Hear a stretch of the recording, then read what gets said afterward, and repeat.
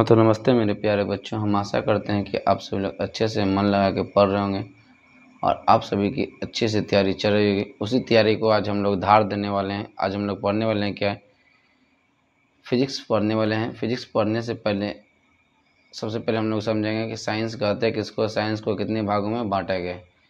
हम लोग इसके बारे में विस्तार रूप से हम लोग सबसे पहले क्या करेंगे, चर्चा करेंगे।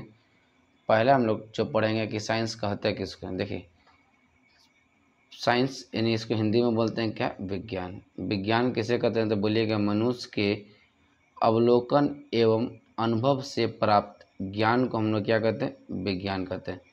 आप समझिएगा, कोई भी मनुष्य अवलोकन कर रहा है, मान लीजिए किसी चीज़ का उसके बारे में जानना चाहता है, जब उसके बारे में जान कर कुछ अनुभव प्राप्त करता है, उसी को हम लोग क्या कहते हैं, विज्ञान कहते हैं। क्या कहते हैं, विज्ञान कहते हैं।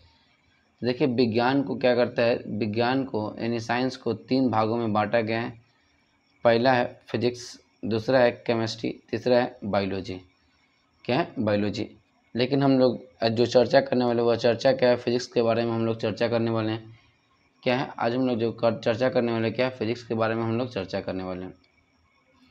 तो हम लोग समझेंगे कि भौतिक विज्ञान किसे कहते हैं तो बोलिएगा कि भौतिक विज्ञान किसे कहते हैं तो बोलिएगा, भौतिक विज्ञान की वह शाखा जिसके अंतर्गत मुख्य रूप से प्राकृतिक एवं प्राकृतिक में होने वाली घटनाओं के बारे में अध्ययन करते हैं। जैसे में समझिएगा, जैसे में हम लोग क्या बोल सकते हैं, बिजली का चमकना, बादल का गरजना, ये सब जो मौसम का वैज्ञानिक जो होती है, इसमें क्या होता है, फिजिक्स के बारे में हम लोग अध्ययन करते हैं। तो दूसरा चीज़ आती है कि बात आती है मेरे बच्चों कि भौतिकी के पिता कौन है तो बोलिएगा, सर आइजक। कौन सा, सर आइजक, जो न्यूटन को कहा जाता है। सर आइजक न्यूटन को कहा जाता है। सर आइजक न्यूटन को कहा जाता है।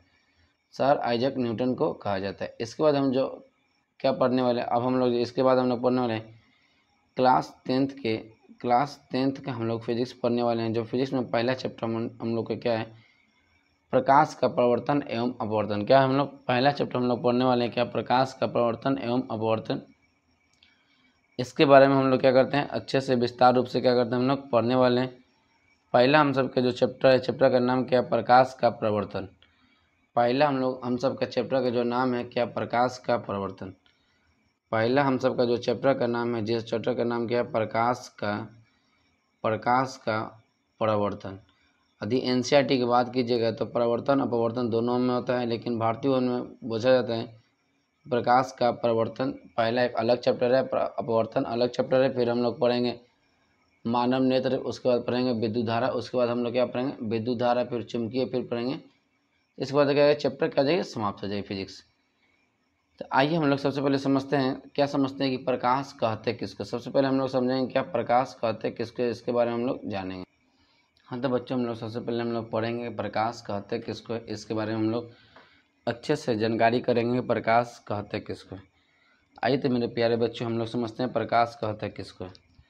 देखिएगा कि प्रकाश वह भौतिक कारक है जिसके सहारे किसी वस्तु को देखी जाती है या देखने की अनुभूति प्राप्त होती है, उसे हम लोग क्या कहते हैं, प्रकाश कहते हैं। एक लाइन में बोल सकते हैं, प्रकाश वह भौतिक कारक है जिसके सहायता से हम किसी वस्तु को देखते हैं या देखने की अनुभूति प्राप्त होती है, उसे हम लोग क्या कहते हैं, प्रकाश कहते हैं।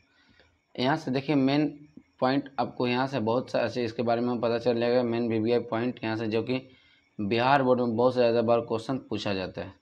तो आइए हम लोग समझते हैं इसका पहला पॉइंट। देखिए करें, प्रकाश असभ्य अदृश्य होता है, लेकिन जिस वस्तु पर पड़ती है उस वस्तु को दृश्य बना देती है। इसके कहने का मतलब, मान लीजिए कि प्रकाश नज़र नहीं आती है, लेकिन जिस वस्तु पर प्रकाश पड़ती है उस वस्तु को नज़र आ जाती है। मान लीजिए कि एक अंधेरा में छोड़ दिया जाए तो वहाँ अंधेरा में कोई भी वस्तु नज़र नहीं आएगी, लेकिन उसी चीज़ को जब उसमें लाइट मार दिए जाते हैं तो वहाँ कहते हैं वो वस्तु कहते हैं दृश्य बन जाती है, नहीं दिखाई देने लगती है। चलिए दूसरा पॉइंट देखिए बाबू, दूसरा पॉइंट क्या है, तो दूसरा पॉइंट देखिए क्या है, दूसरा पॉइंट है प्रकाश एक प्रकार की ऊर्जा है। प्रकाश एक प्रकार की क्या है, ऊर्जा है। यहाँ से पूछा जाता है कि प्रकाश क्या है तो बोलिएगा प्रकाश एक प्रकार की क्या है, ऊर्जा है।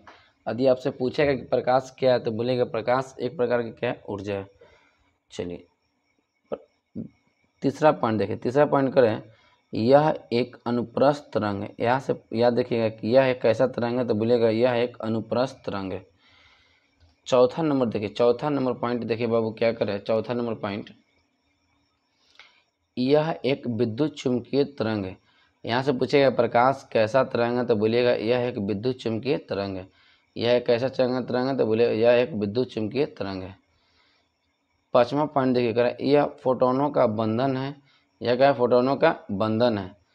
यह जो होती है इलेक्ट्रॉन फोटोन की होती है बंधन होती है।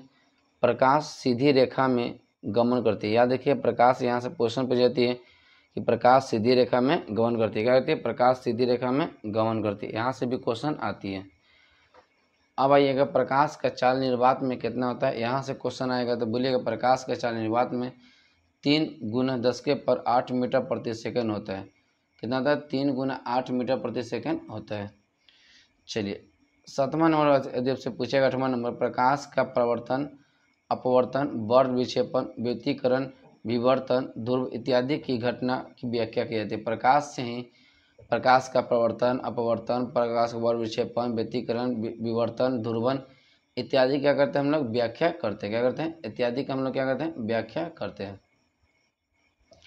अगला चीज देखिएगा, क्वेश्चन पॉइंट नंबर 9, पानी या जल में प्रकाश की चाल 2.25 × 10⁸ मीटर होता है। यह किलोमीटर में बोलिएगा तो बोलिएगा 2,25,000 किलोमीटर प्रति सेकंड होती है। ये चीज़ हम लोग पढ़ेंगे भी प्रकाश का प्रवर्तन में, लेकिन यहीं से हम लोग समझ लेते हैं थोड़ा थोड़ा कि वहाँ आपको क्या आ जाएंगे, आसानी आ जाएंगी। तीसरा 10वां नंबर पॉइंट देखिए, अगर आप कांच में प्रकाश की चाल 2 × 10⁸ मीटर प्रति सेकंड होते हैं। यहाँ से बोल सकते हैं 2 लाख किलोमीटर प्रति सेकंड होता है। यहाँ से बोल सकते हैं प्रकाश की गति का पता सबसे पहले 1676 ईस्वी में रोमन ने लगाया था। बोलेगा प्रकाश की गति का पता सबसे पहले किसने लगाया था, बोलिएगा सबसे पहले 1776 ईस्वी में रोमन ने लगाया था। अगला हम लोग पॉइंट हम लोग समझेंगे क्या, अगला नंबर पॉइंट देखिए हम लोग क्या समझेंगे कि सूर्य के प्रकाश को पृथ्वी तक पहुंचने में लगभग 8 मिनट 6 सेकंड लगता है। कितना, 8 मिनट 6 सेकंड लगती है। देखिए पॉइंट नंबर कितना है, 13, अगर प्रकाश की चाल सबसे अधिक गैस में, उसके बाद द्रव और क्या होती है, ठोस में होती है। क्या होती है, ठोस में होती है। सबसे कम किस में होती है, तो बोलिएगा सबसे ज़्यादा गैस में, उसके बाद द्रव में, उसके और सबसे कम किस में होती है, ठोस में होती है। क्या होती है, ठोस में होती है। चलिए अगला नंबर देखिए, अगला नंबर हम लोग प्रकाश के ही पॉइंट हम लोग समझेंगे। प्रकाश के ही पॉइंट अगला देखिए, प्रकाश का पॉइंट देखिए अगला में क्या कर रहे हैं, प्रकाश की तरंग दैर्घ्य 3900 टंगस्टन से लेकर 7800 टंगस्टन होती है। आपसे बोलिएगा प्रकाश का जो तरंग दैर्घ्य कितना होता है, तो बोलिएगा 3900 से लेके 7800 टंगस्टन होती है। प्रकाश संरक्षण हेतु किसी माध्यम की आवश्यकता नहीं होती। प्रकाश के लिए किसी माध्यम की आवश्यकता नहीं होती है। चमगादड़ पृष्ठों से प्रकाश का प्रवर्तित होती है। चमगादड़ पृष्ठों से प्रकाश का प्रवर्तित होती है। फोटोनों पर आवेश द्रव्यमान दोनों ही शून्य होती है। कहते हैं फोटोनों पर जो होती है आवेश और द्रव्यमान कहते हैं दोनों शून्य होती है। ये हमारा प्रकाश से संबंधित इतना क्या हो जाएगा, इतना हमारा क्या हो, प्रकाश से संबंधित क्वेश्चन हो जाएगा। इतना हम लोग पॉइंट हम लोग प्रकाश से संबंधित क्या किए, अच्छे से जानकारी क्या कर लिए। चलिए तो आइए थोड़ा सा हम लोग इसके थोड़ा सा मेन पॉइंट को हम लोग पढ़ते हैं और थोड़ा सा अच्छे से ज्ञान लेते हैं। चलिए मेन पॉइंट देखिए, मेन पॉइंट क्या है इसके बारे में हम लोग समझ लेते हैं। क्या फोटोनों पर आवेश संभव हो सकता है या नहीं, तो बोलिएगा नहीं, क्योंकि फोटोनों का द्रव्यमान शून्य होता है। जिस कण का द्रव्यमान नहीं होती है उसे कभी भी आवेशित नहीं किया जा सकता। मान लीजिए कोई भी कण होती है, जैसे कोई द्रव्यमान नहीं हो गया तो उसे आवेशित नहीं कर दिया जा सकता है। तो इसे बोल सकते हैं अर्थात फोटोनों पर आवेश संभव नहीं होती है। कहते हैं फोटोनों पर आवेश संभव नहीं होती है। चलिए उसके बाद हम लोग समझेंगे अगले पॉइंट पर हम लोग क्या समझेंगे, प्रदीप्त वस्तु किसे कहते हैं, तो बोले वे वस्तु जो प्रकाश उत्सर्जित करती है उसे प्रदीप्त वस्तु कहते हैं।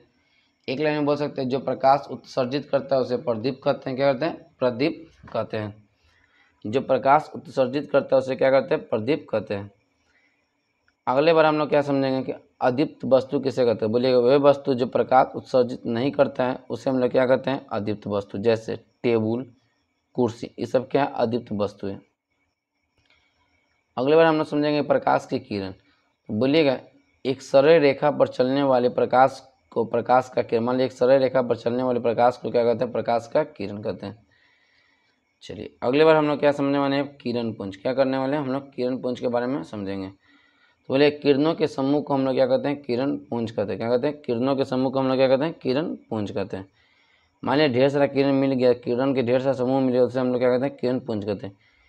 यह किरण पुंज को 3 भागों में यानी 3 प्रकार के होते हैं। पहला अपसारी किरण पुंज, समानांतर किरण पुंज, अभिसारी किरण पुंज। अभी सभी के बारे में एक एक करके हम लोग क्या कहते हैं, विस्तार से हम लोग समझेंगे अपसारी किसे कहते हैं।